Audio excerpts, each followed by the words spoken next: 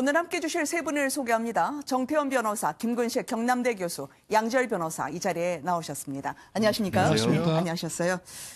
청와대 민간인 사찰 의혹을 제기했던 김태우 수사관, 그의 4가지 비위 의혹은 대부분 사실이었다고 검찰이 감찰 결과를 발표를 했습니다. 양지열 변호사님, 그래서 검찰이요 해임을 요청을 했고 수사 의뢰는 더 안 하기로 했다고요. 네, 그렇습니다. 이제 말씀하신 것처럼 4가지 혐의, 이제 골프 접대를 받았다든가 아니면 부적절하게 인사에 개입하려고 했다라든가 본인을 이제 승인시키려 했던 거죠. 그리고 또 수사에 개입해서 경찰청에서 수사 과정, 본인의 알고 있는 건설업자가 하는 부분을 확인하려고 했던 부분인데 네. 이제 왜 그러면 대검찰청에서는 별도로 수사 의뢰를 안 했냐라고 이제 기자들이 물었을 때 범죄로 지금 명백하게 보이는 것은 청와대에서 가지고 있었던 본인이 특별감찰관에서 특별감찰관 소유의 기록들을 가지고 나온 게 비밀 누설에 해당한다는 걸로 했는데 그거는 이미 이 청와대 고발로 수사를 하고 있습니다. 수원지검에서. 나머지 부분 같은 경우에는 사실은 그런 겁니다. 이게 뭐 수사에 개입한다든가 아니면은 뭐 어떻게 보면은 인사 청탁한다 이런 부분들이 특별감찰관이 할 수 있는 일이 아니잖아요. 그러니까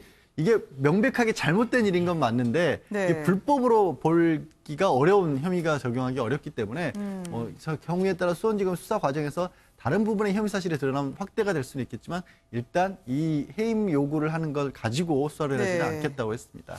김태우 전 특감반원 측은 대응을 하긴 했는데요. 상당히 앞으로 가만히 있지 않겠다라는 취지로 들려요, 전 변호사님. 그렇죠. 일단 뭐 감찰위원회에서 징계를 요청한 것이고 실제 징계는 이제 징계위원회에서 이루어질 것인데 그 과정에서 아마 김태우 수사관 입장에서는 이런 것이 징계 사유가 되지 않는다는 주장을 할 걸로 보이고요. 만약 거기에 그럼에도 불구하고 본인에게 징계 결정이 내려지게 되면 거기에 또 소청 심사를 통해서 불복을 하고 거기에서도 본인이 원하는 결과가 안 나면 아마 행정소송을 통해서 본인이 그 품위 유지라든지 그런 의무 위반한 적이 없다. 아마 그렇게 이제 다툴 걸로 보입니다. 네. 청와대 특감반 논란이 이제 2라운드로 접어든 셈인데요. 이 김태우 씨가 중간에서 수집을 했다고 알려졌던 일명 블랙리스트 문건 파문도 있었습니다. 이게 청와대가 자기 사람 심기 위해서 부처가 얼마나 열심히 전 정권 사람 발라내는지 동향을 또 감찰을 했다고 하는 주장이었는데요. 자유한국당의 주장을 들어보시도록 하겠습니다.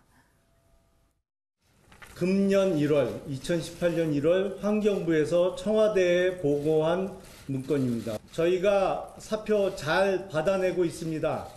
선거 캠프에 계시던 분 일자리 저희가 많이 만들고 있습니다. 자신들의 선거 캠프 출신이나 자기 쪽 사람들을 앉히기 위해서 일자리를 만들고 있는지, 얼마나 열심히 하고 있는지를 청와대에서 점검하며 각 부처로부터 받은 내용으로 보입니다. 이 문건이 바로 문재인 정부에서 처음으로 공식적으로 확인된 블랙리스트다, 이렇게 생각합니다. 이 문건을 보고받은 후에 어떠한 조치를 취했는지 명명백백하게 밝혀야 할 것입니다. 아마 자유한국당은 과거에 문재인 당시 대선 후보도 이 부분에 대해서 문제를 제기했던 바 부메랑 아니겠느냐라면서 주장을 했던 부분이었습니다. 김근식 교수님, 이 사표를 잘 받아내고 있습니다. 캠프분 일자리 많이 만들고 있어요. 라고 환경부가 보고를 했다고 하는데 이게 정말 블랙리스트의 범위에 들어갈 수 있는 건가요? 우선 이제 한국당에서 공개한 이제 움직일 수 없는 사실은 저 문건은 뭐 분명히 환경부에서 만들었다고 지금 확인이 돼 있기 때문에 저 문건에 적혀 있는 내용이 이른바 이제 박근혜 정부 때 당시 조윤선 문체부 장관하고 김기춘 비서실장이 했던 이른바 문화체육계 배제 명단 있지 않습니까?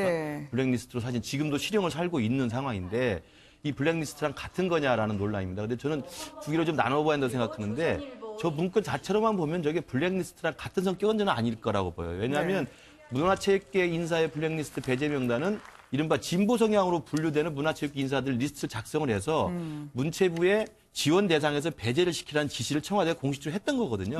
그렇기 때문에 이건 헌법상의 가치를 훼손하는 것이어서 이제 큰 범죄 행위이기 때문에 지금 죄를 치르고 있는 거고 저 문건은 일단 청와대 감찰하면서 누구 지시했는지는 뭐 논란이 있습니다만 일단 환경부 산하의 공공기관의 임원들의 전 인원을 임기가 언제까지인지를 좀 적시해 놓고 있는 거예요. 당연히 그걸 할 수 있는 거 아니겠습니까?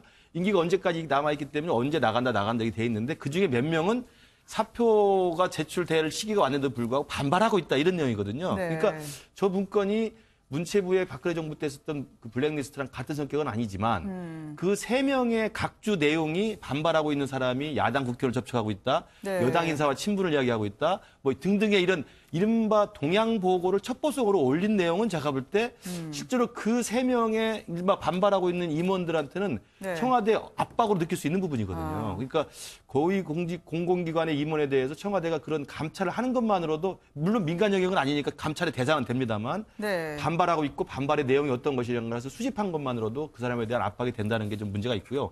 두 번째로는 지금 계속 언론에서도 그렇고 정부에서도 그 이야기는 안 하고 있는 것 같은데 3명이 반발 중이라고 그러는데 그 반발 중인 3명의 공공기관 임원에 대해서 당시 청와대가 어떤 조치를 취했는지가 저는 궁금해요. 네. 만약에 반발하고 있으니까 우회적으로 무슨 감사를 뭐 주신다든지 아니면 어떤 뭐 다른 어떤 별건으로 무슨 압박을 해서 회유를 한다든지 네. 만약 이런 게 있었다면 그건 굉장히 그 직권남용이 되는 거죠. 그러나 이제 그 부분은 지금 밝히지 않고 있기 때문에 반발한 이후에 청와대나 환경부에서 그 3명에 대해서 어떤 조치를 취했는가를 아마 조금 더 한국당도 밝혀내고 청와대도 좀 해명을 했으면 좋겠습니다. 근데 저게 네. 만약 특별감찰반에 의해서 만들어졌다고 한다면 그 대상의 제목을 명확히 파악을 해야 되는데 왜 그런가 하면 네. 대통령 비서실 직제에 의하면 대통령이 임명하는 공공단체나 공사 등의 사장 임직원 이렇게 돼 있거든요. 그러니까 대통령이 임명하는 사람이 아닌 경우에는 네. 특별감찰반의 그 감찰 대상이 아닙니다. 근데 저 명단에 쭉 있는 사람들이 다 대통령이 임명하는 그런 직위인지 만약 아니라고 한다면 그건 명백하게 특별감찰반 대상이 아니니까 자기 권한 범위를 벗어나는 거죠. 그렇다고 한다면 그러한 것을 감찰한 것이 개인의 일탈인지 아니면 상부 지시나 보고가 있었는지에 대한 조사까지도 돼야 될 네. 그런 상황이라고 보입니다. 그러니까 반발하고 반발한 뒤에 이제 청와대나 환경부의 대응이 좀 저는 초점이 맞춰야 된다고 보고요. 네. 또 하나 문제 제기할 것은 이제 지금 김태우 수사관은 상부의 지시를 받고 첩보를 올렸다는 거고 지금 청와대는 전혀 지시한 적이 없다는 거거든요. 만약에 청와대 상부의 지시를 받고 일괄적으로 전 부처에 저는 명단을 받았다고 한다면 그건 사실은 블랙리스트는 아니지만 공공기관 임원에 대해서 청와대가 조직적으로 자리를 점검하고 사표를 제출할 사람을 제출하도록 독려했던 흔적은 분명히 되는 겁니다. 그러면서 네. 정치적 논란이 될 수 있죠. 과연 어느 선에서 지시가 이루어졌는지 그리고 환경부뿐만일까라고 하는 의문을 자유한국당이 던졌는데요. 조국 수석 이쯤이면 뭐 국회에서 나와서 답변할 때 되지 않았겠냐. 말을 못하냐 실력을 못하냐. 실력이 안 되냐라고 박지원 의원이 이야기를 하던데요. 한국당이 이 공세 수위를요, 이제 문 대통령으로까지 향하고 있습니다. 나경원 원내대표의 발언을 직접 들어보시도록 하겠습니다. 이 정권이 사찰 정권임이 명백해졌습니다. 민간인 사찰의 증거가 나오더니 이제 공무원들을 사찰한 것이 나오기 시작했습니다. 게다가 어제는 환경부에서 작성한 블랙리스트까지 발견되었습니다. 문재인 대통령 대답해 주십시오. 문재인 대통령이 예전에 MB 정권 시절에 국무총리실 산하에서 일어난 사찰을 보고 이것은 국기 문란행위다. 탄핵이 가능한 사안이다. 이렇게 말했습니다. 이번 사건은 국무총리실 산하가 아니라 대통령이 계신 청와대에서 일어난 일입니다.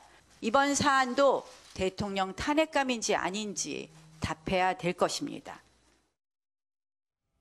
탄핵감이라고 얘기했던 문 대통령 아니었냐라고 하면서 자유한국당이 이제 문 대통령의 탄핵을 이야기하던데 양절 변호사님은 어떻게 들으셨어요? 아직은 저런 얘기가 나올 만큼의 불법적인 부분이 명확하게 드러난 부분은 없죠. 사실 이제 네. 예를 들어서 박정권 때 블랙리스트에 민간인에 대해서 지원 배제를 한다거나 아니면 고위공직자를 딱 찍어서 저 사람은 뭔가 이제 문제가 있기 때문에 문체부 고위공무원을 쫓아냈다거나 이런 것들이 나왔지만 지금은 그런 상황이 아니라 그야말로 동향 파악 정도에서 그친 상황이기 때문에 네. 저런 정도까지 말씀이 나오기는 조금 많이 앞서간 것 같다는 생각이 듭니다만 또 나경원 신임 원내대표 이제 막 원내대표 맡으셨고 당 네. 내에서 원내대표로서 좀 야당 원내대표로서 강경한 목소리를 내는 것도 필요하다는 생각을 하실 수도 있을 것 같은데 또 혹시 모르겠습니다. 너무 나갈 경우에는 오히려 또 이제 반발을 또 불러올 수도 있는 사안이거든요. 네.